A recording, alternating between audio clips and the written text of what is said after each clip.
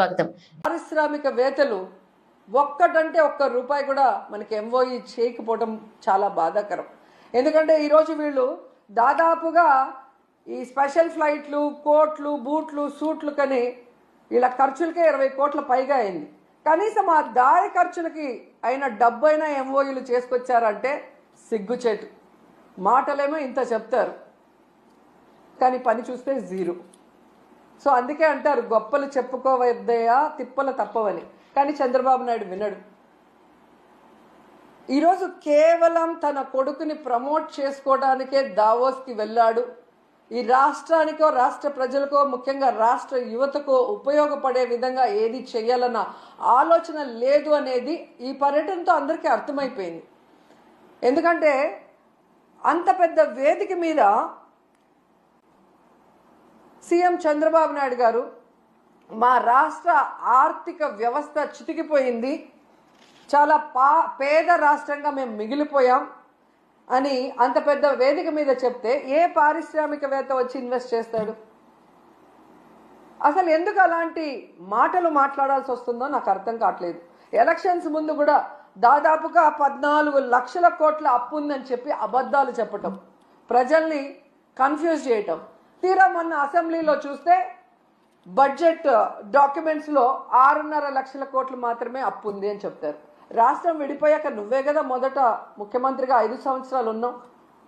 నువ్వు ఎంత అప్పు చేసి దిగిపోయావు, 5 ఏళ్లలో మేమేం చేసామో చెప్పాలి కదా జనాలకి. కానీ బయట ఒకటి లోపల ఒకటి మాట్లాడటం. ఏదైతే ఆంధ్రప్రదేశ్లో అబద్ధాలతో కట్టుకథలతో పచ్చ మీడియాతో ప్రజల్ని మభ్యపెట్టారో అదే విధంగా దావోస్లో కూడా మీరు మభ్య పెట్టాలన్న ప్రయత్నం ఈరోజు పెట్టుబడిదారులు పారిపోవడానికి కారణం కాదా చంద్రబాబు నాయుడు, లోకేష్ అని నేను అడుగుతున్నా. ముఖ్యంగా జగన్ గారు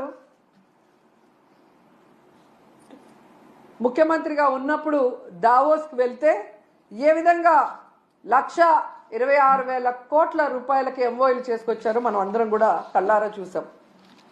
అలాగే విశాఖలో గ్లోబల్ ఇన్వెస్ట్మెంట్ సమ్మిట్ ఏర్పాటు చేసి 13.5 లక్షల కోట్ల రూపాయలకి ఎంఓఈలు చేయటం మీ అందరూ కూడా గమనించారు ఈ రాష్ట్ర ప్రజలు. ఎందుకు ఇది చెప్తున్నానంటే ఈ నెలలో సాక్షాత్తు ప్రధానమంత్రి గారు శంకుస్థాపన చేసిన 1,85,000 కోట్ల గ్రీన్ ఎనర్జీ ప్రాజెక్ట్ని ఆ రోజు విశాఖ గ్లోబల్ సమ్మిట్లో జగనన్న తీసుకొచ్చిన విషయం ఈ రాష్ట్ర ప్రజలకు ఇంకా గుర్తుందని నేను అనుకుంటున్నా.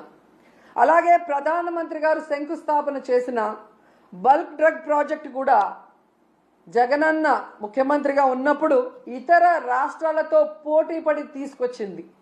దానికి భూమిని కూడా జగనన్నే తన హయాంలో కేటాయించింది నిజం కాదా అని అడుగుతున్నా. సో జగనన్న తీసుకొచ్చినవి మీ గొప్పతనంగా ప్రధానమంత్రి గారిని పిలిపించి మొన్న హడావిడి చేశారు తప్ప మీ పరిపాలన చూసి మిమ్మల్ని చూసి ఒక్క ప్రాజెక్ట్ అయినా, ఒక్క పారిశ్రామికవేత్త, ఒక్క పెట్టుబడి అయినా పెట్టాడని నేను అడుగుతున్నాను. జగనన్న విశాఖలో గ్లోబల్ ఇన్వెస్ట్మెంట్ సమ్మిట్ పెడితే అదాని వచ్చారు, అంబానీ వచ్చారు, జిందాల్ గారు వచ్చారు. అది జగనన్న క్రెడిబిలిటీ, ఆయన సుపరిపాలన, ఆయన పారదర్శకమైన పరిపాలన, ఆయన ఫ్రెండ్లీ నేచర్ పారిశ్రామికవేత్తలతో, అలాగే ఈజ్ ఆఫ్ డూయింగ్తో ఏ విధంగా పారిశ్రామికవేత్తలకి అందుబాటులోకి అన్ని తీసుకొచ్చారో అందుకే వాళ్ళందరూ రావటం జరిగింది. కానీ మీరు మీ హయాంలో ఒక్కరంటే ఒక్కరు రావటానికి భయపడుతున్నారు అంటే దానికి కారణం మీ అరాచక రెడ్ బుక్ పాలన కాదా అని నేను అడుగుతున్నాను. ఈరోజు ఇన్ని మాట్లాడి వెళ్ళిన మీకు ఉత్త చేతులతో తిరిగి రావడానికి సిగ్గు లేదా అని అడుగుతున్నాను. ఏ మొహం పెట్టుకొని ప్రజలకు ఏం చెప్పాలనుకుంటున్నారు? మీకేం కొత్త కాదులేండి. పక్క రాష్ట్రాల వాళ్ళు పెట్టుబడులతో వస్తే మీరు కట్టుకథలతో వస్తారు. ఎవరి మీద తోసేద్దామా, ఏం చెప్పి తప్పించుకుందామా అన్న కార్యక్రమం మీకు తెలిసినంత బాగా ఎవరికి తెలియదు. దీనికోసం కాదు మీకు ఓట్లేసింది, మీకు అధికారం ఇచ్చింది, మీకు పదవులు ఇచ్చింది. ఇప్పటికైనా ఈ రెడ్ బుక్ అరాచక పాలనని మానేసి ప్రజలకి మీరు ఏదైతే ప్రామిస్ చేశారో ఆ ప్రామిస్ని ఫుల్ఫిల్ చేస్తూ